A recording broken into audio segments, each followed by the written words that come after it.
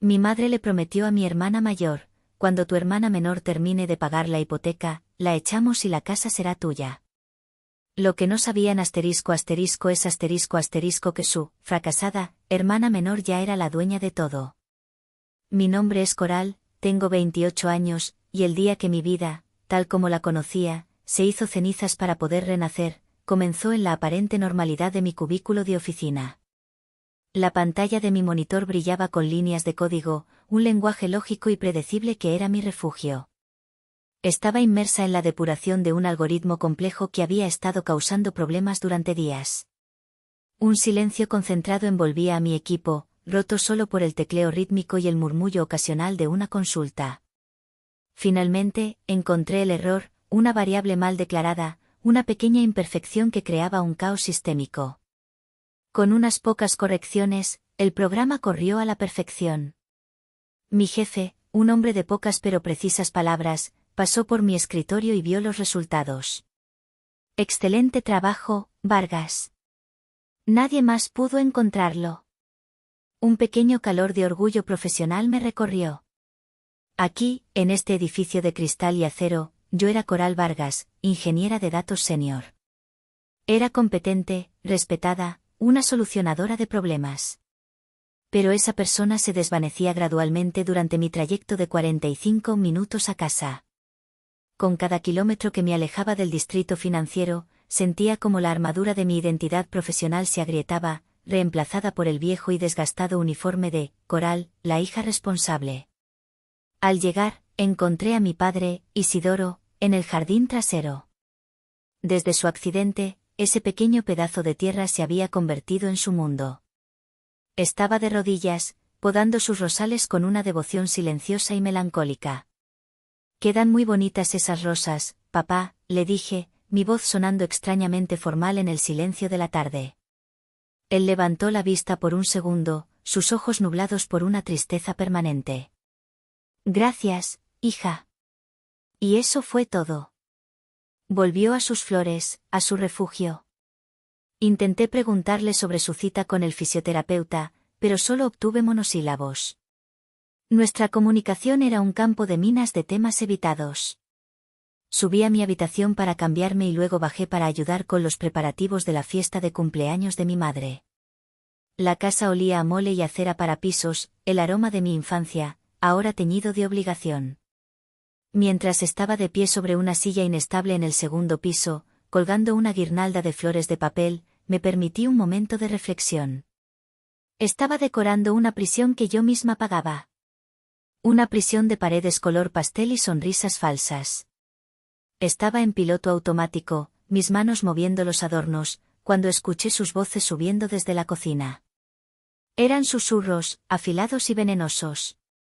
La voz de mi hermana mayor, Minerva, era un siseo de descontento crónico. «Ya no soporto su aire de superioridad en esta casa, mamá. Camina como si fuera la dueña de todo, con su trabajo importante y su todo. Me mira como si yo fuera una inútil». Hubo una pausa. Pude oír el tintineo metálico de una cuchara golpeando el borde de una olla de barro, un sonido casero que de repente se sintió siniestro. Luego, la voz de mi madre, Griselda, tan suave y melosa como la miel, pero con un núcleo de acero que yo conocía íntimamente. Era la voz que usaba para manipular, para consolar y para sentenciar, todo al mismo tiempo. «Ten paciencia, mi reina. Un poco más de paciencia. No es superior, solo tiene suerte. Y su suerte nos está pagando la casa. En cuanto termine de pagar el último centavo de la hipoteca, la echamos. Con cualquier pretexto, no importa. Que se vaya a vivir su vida de ejecutiva a otro lado. Y esta casa, toda esta casa, será tuya, como siempre debió ser.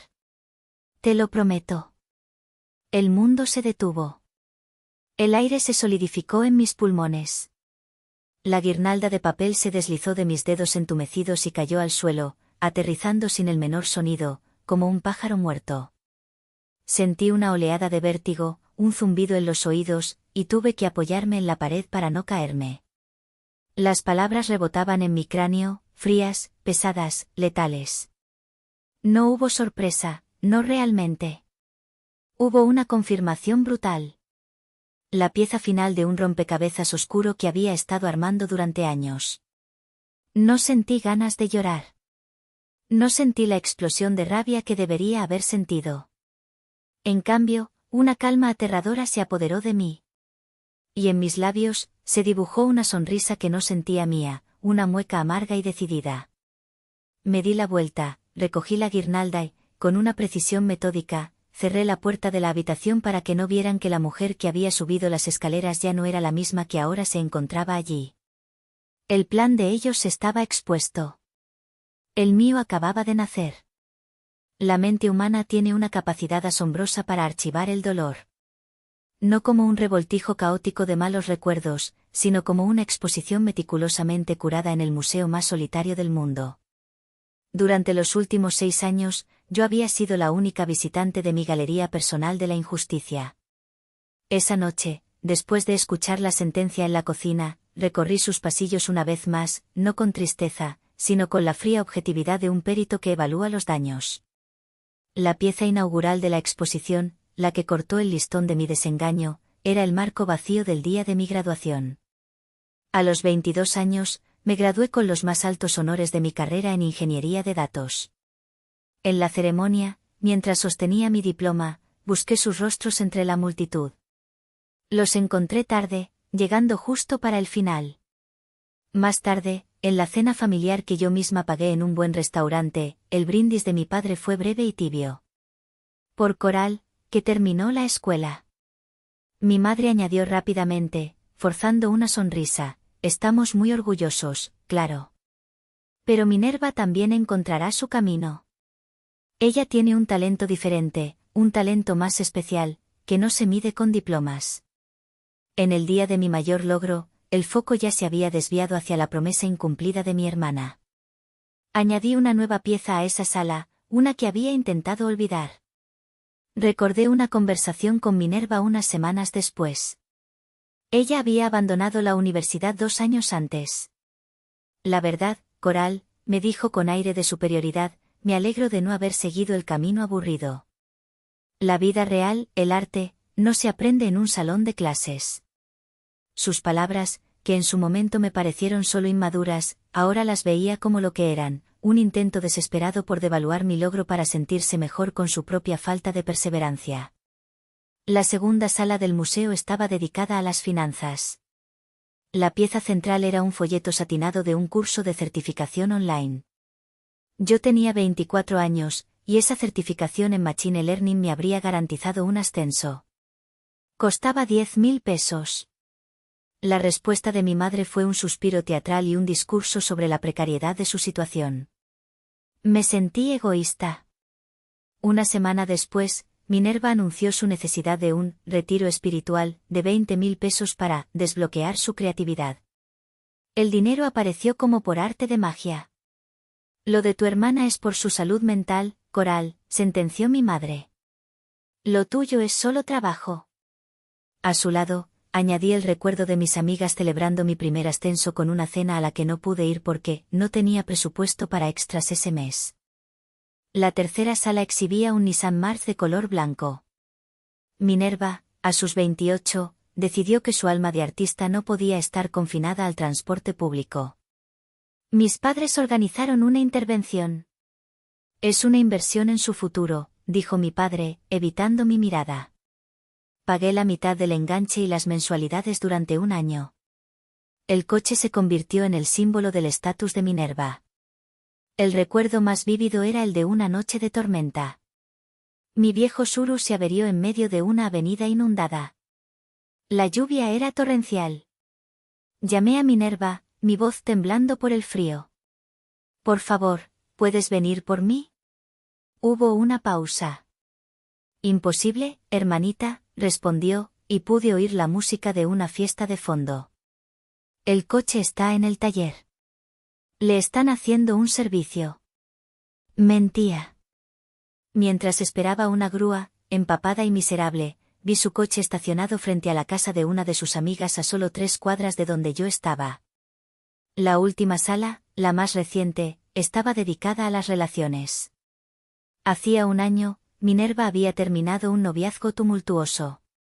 Durante semanas, la casa se convirtió en un santuario para su corazón roto.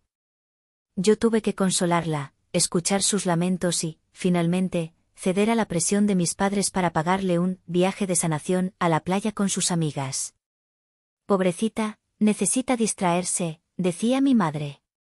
Un mes después, cuando yo terminé una relación de 2 años con un buen hombre porque simplemente no tenía el tiempo ni la energía emocional para mantenerla, la reacción de mi madre fue: bueno, hija, a tu edad ya no puedes ser tan exigente. A ver si no te quedas sola. Recorrer mi museo esa noche fue diferente. Ya no sentía el dolor agudo de cada herida. Sentía una claridad gélida. Cada pieza no era un incidente aislado, era un punto en un patrón de devaluación, explotación y desprecio. Habían pasado 6 años construyendo mi jaula, usando los barrotes del deber, la culpa y un amor condicional. Lo que no sabían es que, con cada barrote que colocaban, me estaban entregando el metal que yo usaría para forjar la llave de mi libertad. La vida cotidiana en esa casa era un ballet de apariencias y omisiones. Para el mundo exterior, éramos el retrato de la devoción familiar. Puertas adentro, yo vivía como una inquilina con obligaciones de propietaria. Mi sueldo, una cifra que mis colegas usaban para viajar por el mundo o dar el enganche de un apartamento, desaparecía cada quincena en una cuenta bancaria a la que yo no tenía acceso. Mi madre, la autoproclamada administradora, me transfería una mesada fija, una cantidad calculada al milímetro para cubrir mis gastos básicos y nada más. Un jueves por la tarde, la suela de mis únicos zapatos de oficina decentes se despegó con un chasquido lastimero en medio de la calle. Entré a una zapatería, sintiendo la humedad del pavimento filtrándose en mi calcetín. Me enamoré de un par de mocasines de piel, sencillos, profesionales, el tipo de calzado que grita: soy competente. El precio, 1.200 pesos. Saqué mi teléfono, consulté el saldo de mi cuenta de mesada y sentí la familiar oleada de humillación. Me quedaban 800 pesos para el resto de la semana.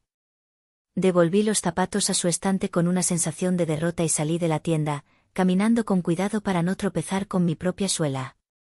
Esa misma noche, Minerva llegó a casa como un torbellino de bolsas de compras. No te imaginas las ofertas que encontré en Andares, exclamó, vaciando el contenido sobre el sofá: un vestido de seda, unos tacones altísimos, un bolso de marca. Esto es perfecto para la inauguración de una galería el viernes. Tengo que verme espectacular. Nadie preguntó cuánto había costado. Nadie me preguntó por qué había pegado la suela de mi zapato con pegamento industrial en el garaje. Mi necesidad era invisible, su deseo era una emergencia. La soledad era mi compañera más constante. Mis amigos de la universidad, con quienes solía compartir sueños y risas, ahora vivían en un universo diferente. Una tarde, recibí una llamada de Sofía, mi mejor amiga de la carrera. Coral. Estamos organizando un viaje a Oaxaca para el Día de Muertos. Tienes que venir. Será increíble, como en los viejos tiempos. Mi corazón dio un vuelco de anhelo. Imaginé las calles llenas de cempasúchil, el sabor del mezcal, la libertad. Pero la realidad me golpeó como un muro de ladrillos. No tenía el dinero. Y pedir un extra para un viaje de placer era impensable. Me encantaría, Sophie, mentí, mi voz sonando forzadamente alegre. Pero estoy hasta el cuello con un proyecto nuevo en el trabajo. Imposible escaparme. Colgué y me quedé mirando la pared, sintiendo el peso de las paredes de mi habitación, de mi vida. Unas semanas antes del incidente de la fiesta, mi tío Ramiro me había llamado. Era inusual, él rara vez llamaba sin un motivo familiar concreto. Hola, sobrina, solo llamaba para saber cómo estabas, dijo, su tono casual pero con un subtexto que no pude ignorar. ¿Mucho trabajo? Hablamos de trivialidades por un momento, y luego preguntó, como al pasar: oye, ¿y cómo van las finanzas en la casa? ¿Tu hermana ya está trabajando en algo serio? La pregunta me tomó por sorpresa. Le di una respuesta vaga, pero sentí que él sabía más de lo que aparentaba. Cuídate mucho, Coral, dijo antes de colgar. Y recuerda que vales mucho más de lo que crees. Sus palabras se quedaron conmigo, una pequeña semilla de duda en el campo árido de mi resignación. La fachada de Minerva, sin embargo, no era impenetrable. Su arrogancia era una armadura tan pesada que, a veces, el peso la vencía. Una noche, pasé por el pasillo y oí un sollozo ahogado proveniente de su habitación. La puerta estaba entreabierta. Mi primer instinto, un eco de la hermana que solía ser, fue entrar y preguntar qué pasaba. Me detuve. La curiosidad, o quizás una necesidad masoquista de entender, me hizo escuchar. Minerva no estaba sola, hablaba por teléfono con una amiga. Es que no es justo, Gaby, decía, su voz quebrada por una autocompasión genuina. Veo a todas en Instagram, viajando, triunfando, y yo aquí, estancada. ¿Es culpa de esta casa, de esta ciudad? Y Coral, todo le resulta tan fácil. Consigue un buen trabajo, gana un dineral. A veces la odio. Odio que ella tenga la vida que yo merezco. Colgó. Escuché sus pasos y me aparté justo a tiempo. Abrió la puerta, sus ojos rojos e hinchados.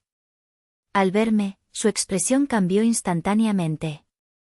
La vulnerabilidad desapareció, reemplazada por su máscara de desdén. ¿Qué haces aquí espiando, Siseo? Antes de que pudiera responder, añadió, ya que estás ahí, sé útil y tráeme un té de manzanilla. Tengo una migraña terrible.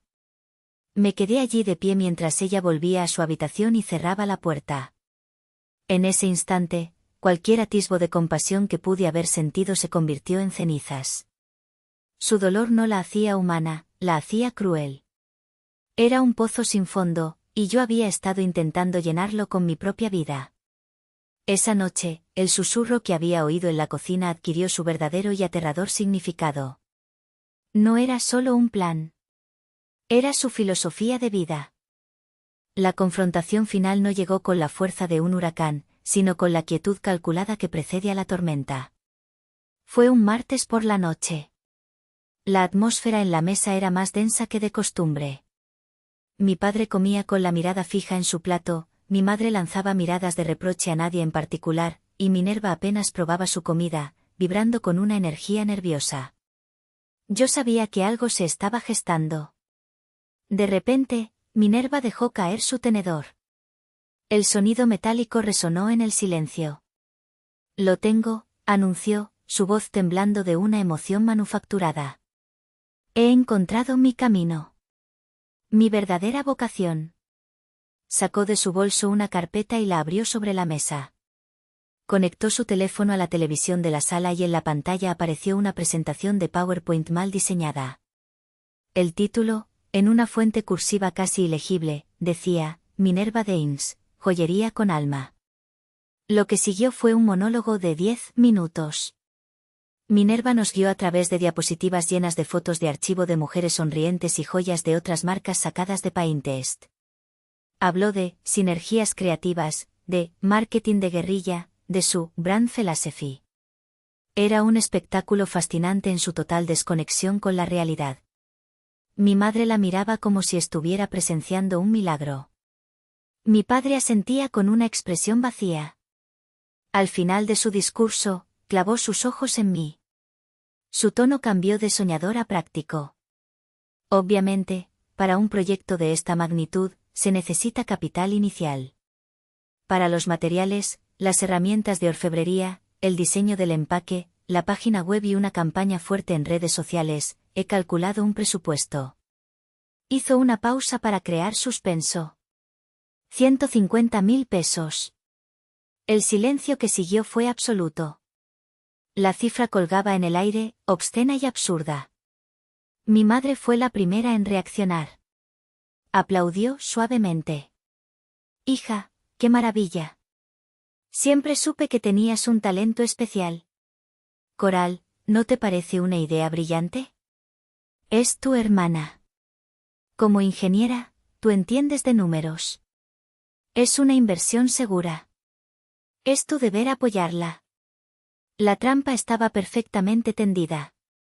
Tomé la carpeta y la hojeé con calma. Minerva, dije, mi voz tranquila y nivelada. Un mood board no es un plan de negocios. No tienes un análisis de costos de producción, ni proyecciones de ventas realistas, ni una estrategia de logística. Las fotos de la presentación son de otras marcas.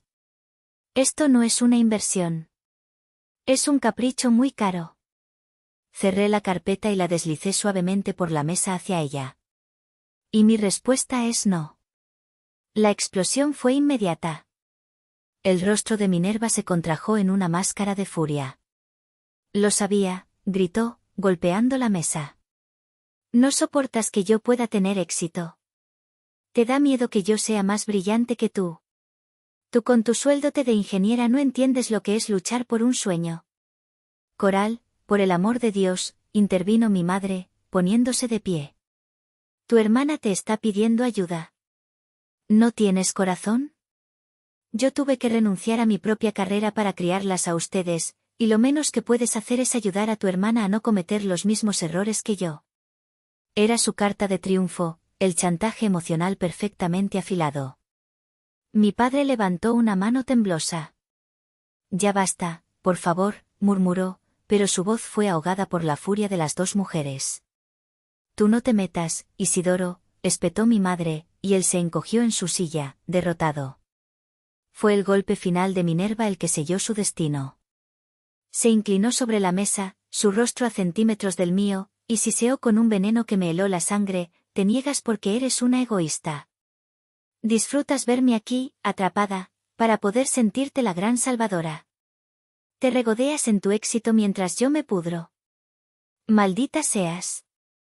Me levanté lentamente. He terminado de cenar, dije. Esa noche, sin embargo, el drama no terminó ahí. Más tarde, mientras yo intentaba leer en mi habitación, mi madre entró sin llamar. Se sentó en el borde de mi cama. Su tono ya no era furioso, sino de una decepción venenosa. No sé en qué te has convertido, Coral, dijo. Estás destrozando a esta familia. Tu hermana está desconsolada. Tu padre está enfermo de preocupación. Todo por tu egoísmo. Espero que puedas dormir por la noche, sabiendo que eres la causa de toda esta infelicidad. Se fue, cerrando la puerta detrás de ella, dejándome en una oscuridad que ya no era solo física. Sus palabras, diseñadas para aplastarme, tuvieron el efecto contrario. Iluminaron la última verdad que necesitaba ver, para ellos, la felicidad de la familia dependía de mi infelicidad. Y yo ya no estaba dispuesta a pagar ese precio. Subí las escaleras como si caminara sobre el fondo del mar, cada paso amortiguado por la presión de 6 años de resentimiento. El estruendo de la discusión en el piso de abajo se convirtió en un zumbido distante, el ruido de un mundo al que ya no pertenecía. Cerré la puerta de mi habitación y el silencio fue casi absoluto, un lienzo en blanco sobre el que mi mente comenzó a proyectar, con una claridad implacable, las escenas de mi propia sumisión. No me senté. La quietud de la habitación me asfixiaba. Necesitaba moverme, escapar. Tomé las llaves de mi viejo Suru y salí de la casa por la puerta trasera, sin que se dieran cuenta. Necesitaba aire, espacio, distancia. Conduje sin rumbo por las calles de Guadalajara, la noche envolviéndome. Las luces de la ciudad se difuminaban a través de mi parabrisas, un torrente de colores que no lograba penetrar la oscuridad que sentía por dentro. Mi mente era un torbellino. No era solo la pelea de esa noche. Era un montaje de todas las peleas, todas las súplicas, todas las decepciones. Con cada semáforo en rojo, una nueva escena de mi museo personal se proyectaba en mi mente. La radio tocaba una canción que solía gustarme, pero ahora solo era ruido. Pasé por la universidad donde me había desvelado tantas noches, el lugar donde había forjado mi futuro con cafeína y determinación. Recordé la emoción de mi primer día, la camaradería con mis amigos, la promesa de un mundo lleno de posibilidades. ¿En qué momento esa promesa se había convertido en una sentencia de servidumbre? Más adelante, vi el imponente edificio de cristal de mi oficina, iluminado contra el cielo nocturno. El símbolo de mi éxito, un éxito que se sentía hueco porque cada peso que ganaba estaba manchado por la obligación. Cada logro mío, en lugar de impulsarme hacia adelante, parecía haberme encadenado más firmemente a ellos. Me detuve en un mirador en las afueras de la ciudad, un lugar al que solía venir para pensar. Desde allí, Guadalajara se extendía como una alfombra de luces parpadeantes. Era hermosa y ajena. Yo vivía en ella, pero no era parte de ella. Mi vida se había reducido a 2 puntos, la oficina y esa casa. Y la casa se había convertido en una prisión. Y entonces, en la soledad de mi coche, con la ciudad a mis pies, lloré. No por ellos. Lloré por mí. Lloré por la chica de 22 años llena de sueños que había sacrificado su independencia en el altar del deber familiar. Lloré por la mujer de 28 que se había perdido a sí misma tratando de complacer a gente que era imposible de complacer. Lloré por el amor que anhelaba y que nunca había recibido de las personas que se suponía debían dármelo incondicionalmente. Cuando las lágrimas se secaron, solo quedó una cosa, una resolución dura como el diamante. Ya no se trataba de escapar. Se trataba de reclamar lo que era mío. No solo el dinero. Se trataba de reclamar mi dignidad, mi historia, mi poder. Saqué mi teléfono. Mi pulso era firme. Busqué el contacto. Tío Ramiro. Respiré hondo, el aire nocturno llenando mis pulmones. Y marqué. Sonó 2 veces. Una voz profunda y serena respondió. Bueno. Tío Ramiro, soy Coral. Coral. Sobrina. Es tarde. ¿Pasó algo? Su tono era tranquilo, pero pude detectar una nota de alerta. Sí, tío. Pasó todo. Y necesito tu ayuda.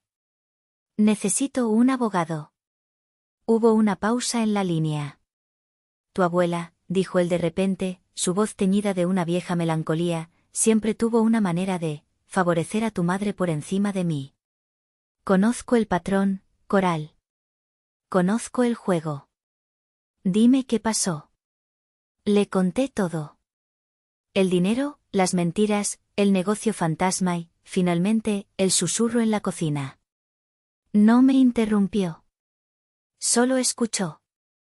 Cuando terminé, él habló, su voz tranquila pero firme. Lo que te han hecho es explotación, Coral.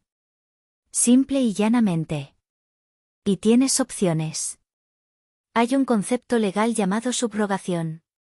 En términos sencillos, significa que tú, como tercera parte interesada, puedes pagar la deuda de otro y adquirir los derechos del acreedor original. En este caso, el banco. Te convertirías en la dueña de la deuda y, por tanto, de la garantía, que es la casa. Es complejo, pero es posible. Quiero hacerlo, dije sin dudar. Piénsalo bien, me advirtió. El costo emocional será enorme. Estás a punto de declarar una guerra. La guerra empezó hace mucho tiempo, tío, respondí, mirando las luces de la ciudad. Yo solo voy a terminarla. Bien, dijo. Entonces empecemos a trabajar. Mañana a primera hora, en mi despacho. Trae todos los comprobantes que tengas. Colgué. Y por primera vez en mucho tiempo, sentí que la mujer reflejada en el oscuro cristal de la ventana era alguien a quien podía empezar a respetar. A la mañana siguiente, me vestí para mi nuevo papel. Elegí la ropa más sencilla que tenía, me recogí el pelo en una coleta funcional y me aseguré de que mi rostro mostrara la cantidad justa de cansancio y remordimiento. Bajar a desayunar fue como salir a escena en el primer acto de una obra peligrosa.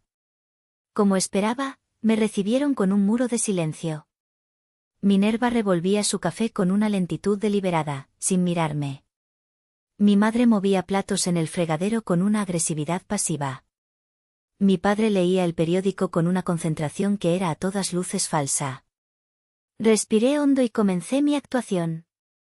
Lamento lo de anoche, dije, dirigiendo mi voz al espacio vacío entre ellos.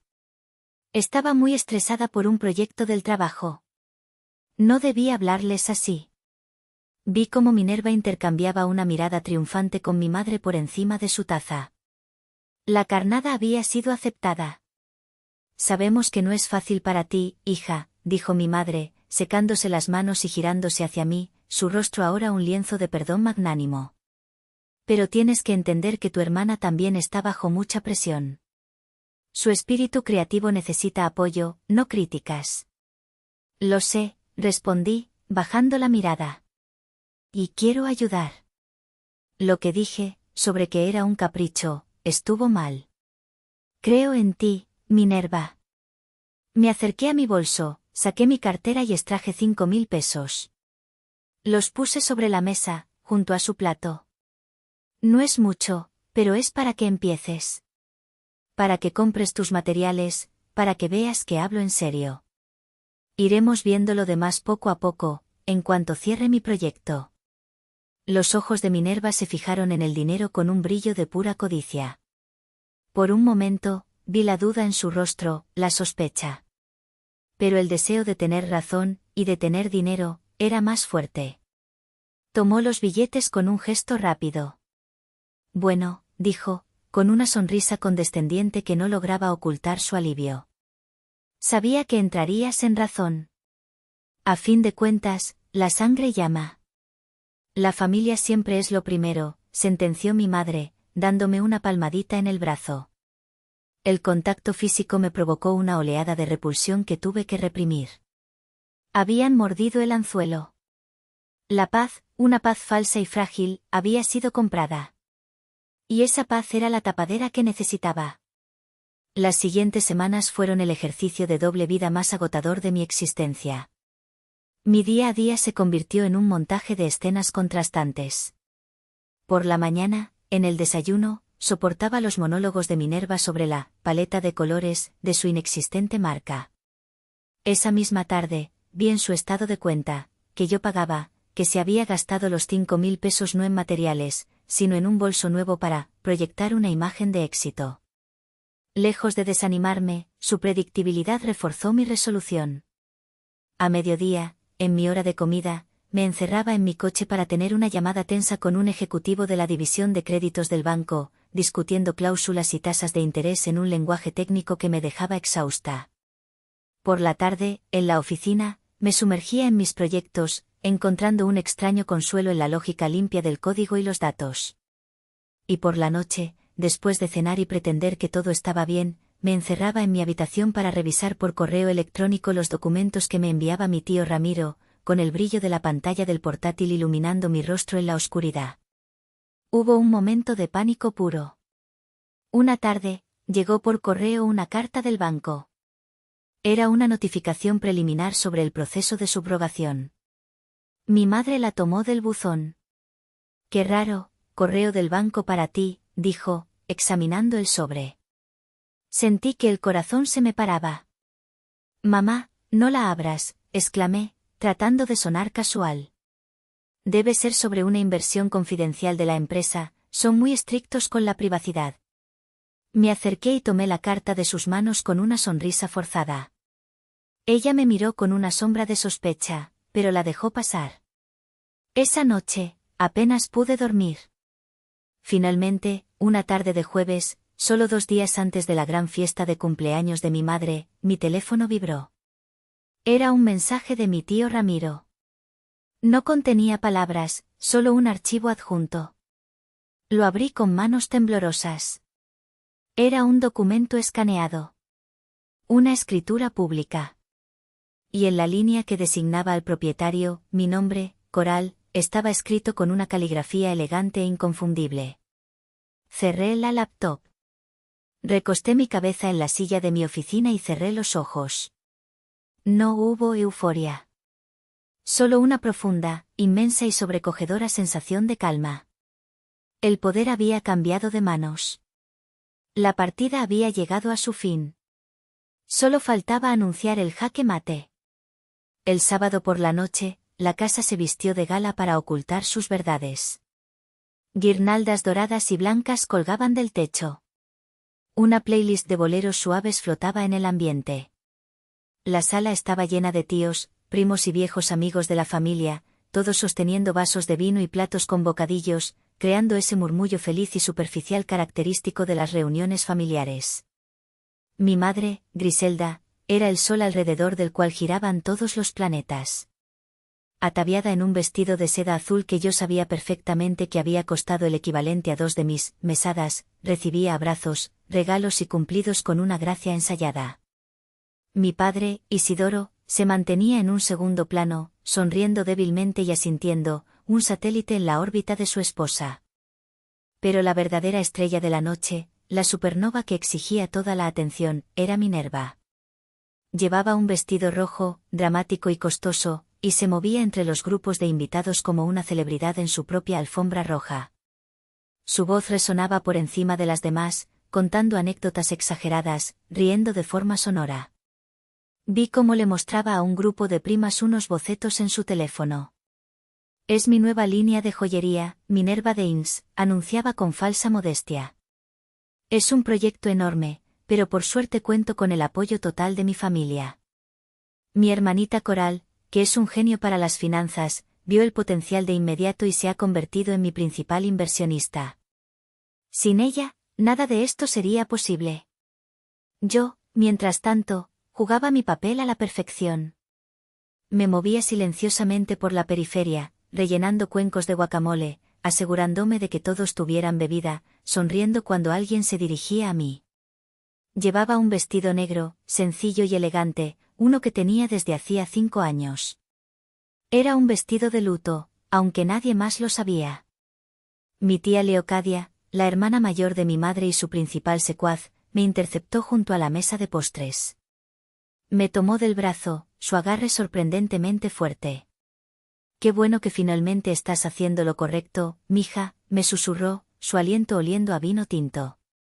«Ya era hora de que entendieras que tu obligación es ayudar a tu hermana. Ella tiene el talento, la chispa. Tú tienes la suerte de tener un buen trabajo. Así se compensan las cosas en una familia de verdad. A ver cuándo te toca a ti sentar cabeza y conseguir un buen marido». Asentí y sonreí. «Tienes razón, tía. La familia es lo primero». Más tarde, mi primo Ricardo, que tenía mi edad y vivía solo desde los 23, se me acercó con una cerveza en la mano. «Oye, Coral, ¿cómo aguantas?», me preguntó en voz baja. «Yo no podría». «¿Nunca has pensado en mudarte?».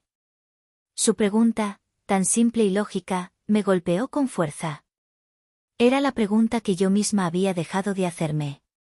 «Es complicado, Ricardo», respondí con una sonrisa triste.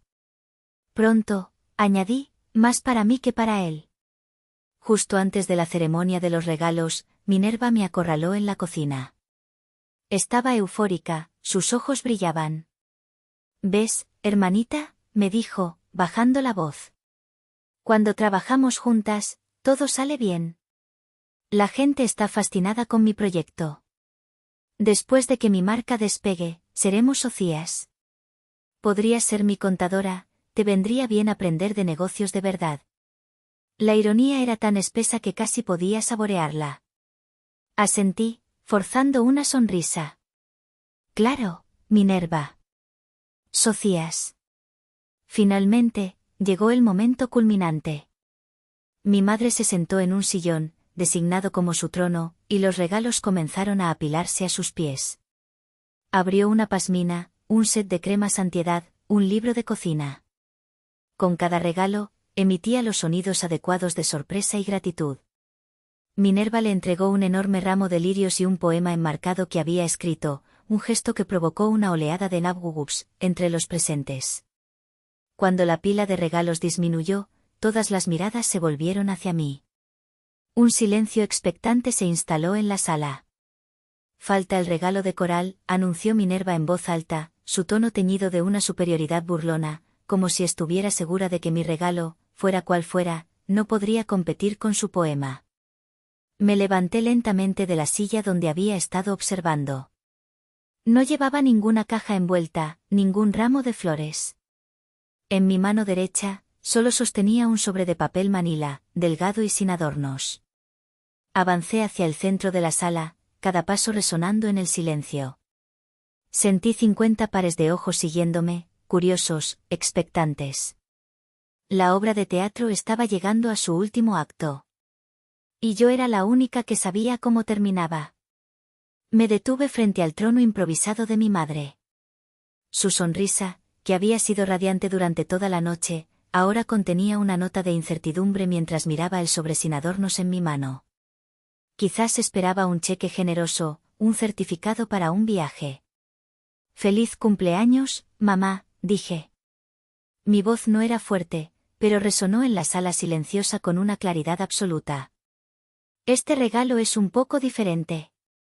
Y de hecho, también es para ti, Minerva».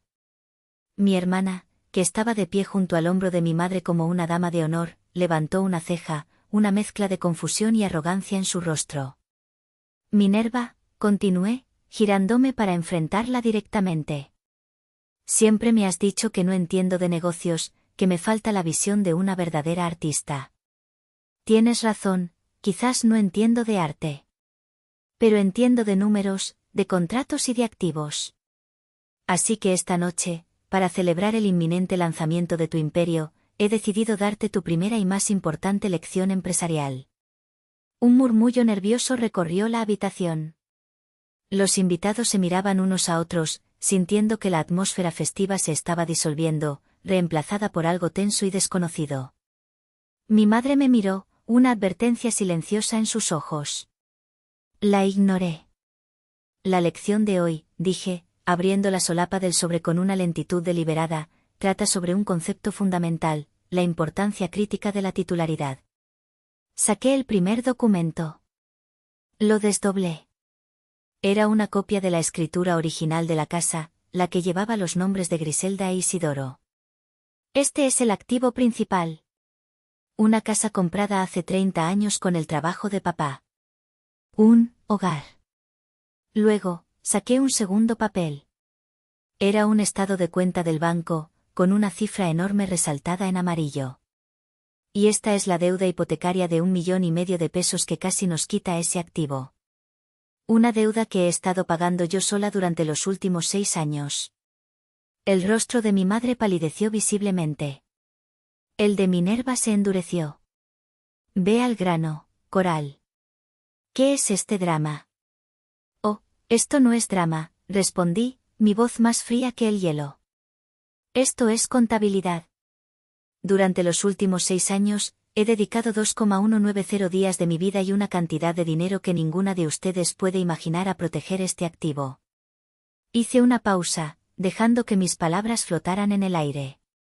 Y entonces, con un movimiento casi ceremonial, saqué el tercer y último documento del sobre. Era grueso, oficial, con un sello en relieve que brillaba bajo la luz de la sala. Lo sostuve en alto, girándolo lentamente para que todos pudieran verlo. «Y esta», anuncié, mi voz cortando el aire, «es la nueva escritura de la propiedad.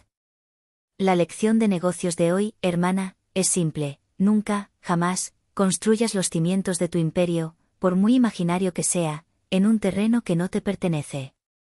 Porque desde hace exactamente 15 días, el único nombre en la titularidad de esta casa es el mío, Coral Vargas». Si el silencio anterior había sido denso, este era un vacío absoluto.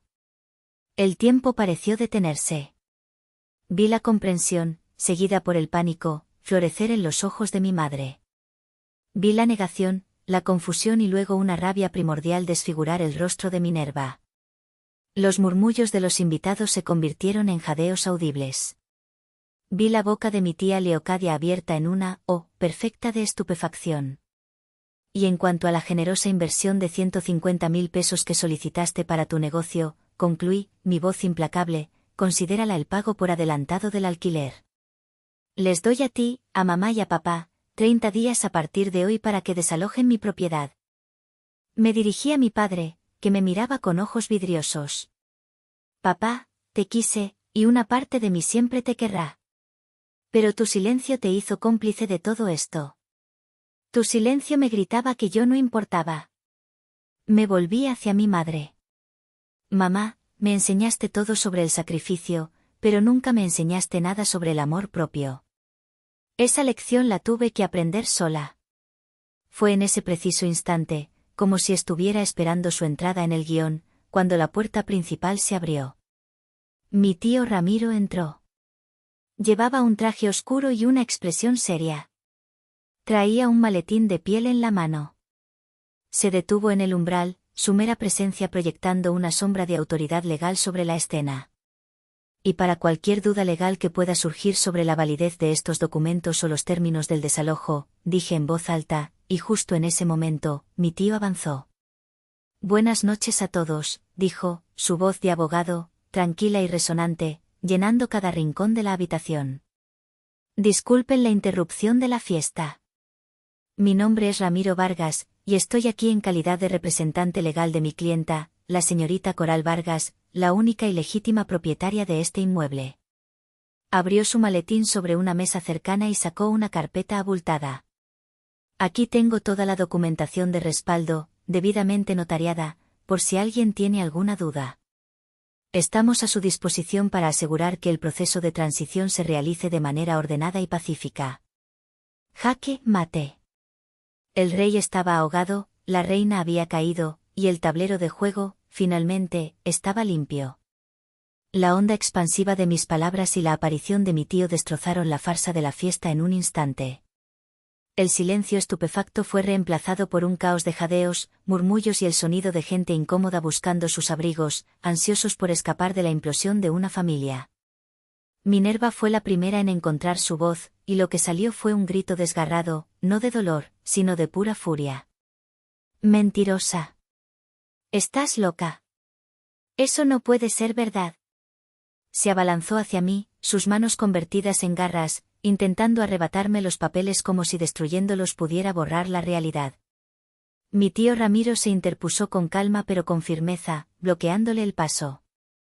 Minerva, te aconsejo que no hagas esto más difícil de lo que ya es, dijo con una voz que no admitía réplica.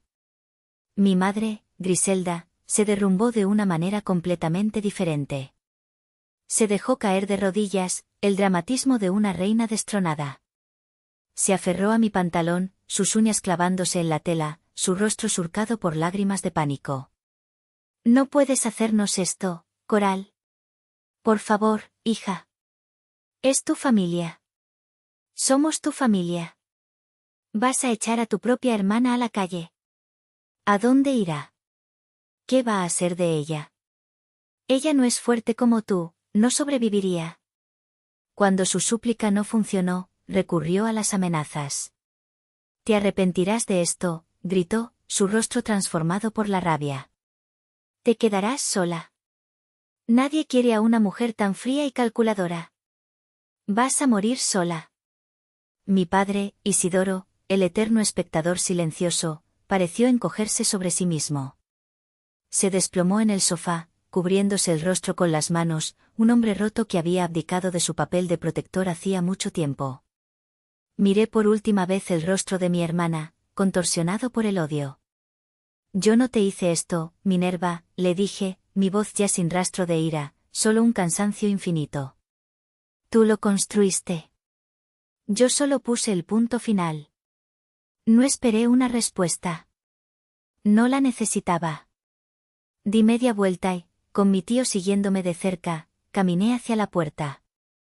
Los pocos invitados que quedaban se apartaban a mi paso como si el mar se abriera. Salía la noche fresca de Guadalajara sin mirar atrás.